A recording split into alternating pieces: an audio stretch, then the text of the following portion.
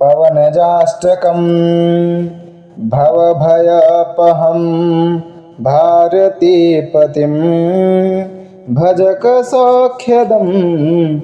भानुदीधितिं भुवनसुन्दरं भूतिदं हरिं भजत सज्जना मारुतात्मजम् अमितविक्रमं ह्यञ्जनासुतं भयविनाशनं त्वब्जलोचनम् असुरघातिनं ह्यब्धिलङ्घिनं भजत सज्जना मारुतात्मजम् वरभयङ्करं पाण्डुनन्दनं पतितपावनं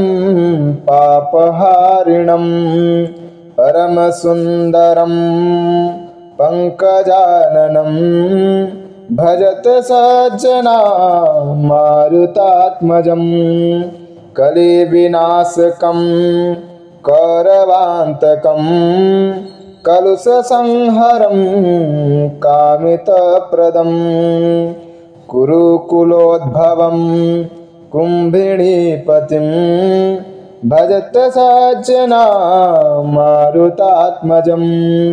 मतविवर्धनं मायिमर्दनं मणिविभञ्जनं मध्वनामकं महितसन्मतिं मानदायकं भजत सज्जना मारुतात्मजं द्विजकुलोद्भवं दिव्यविग्रहं दितिजहारिणं दीनरक्षकं दिनकरप्रभं दिव्यमानसं भजत सज्जना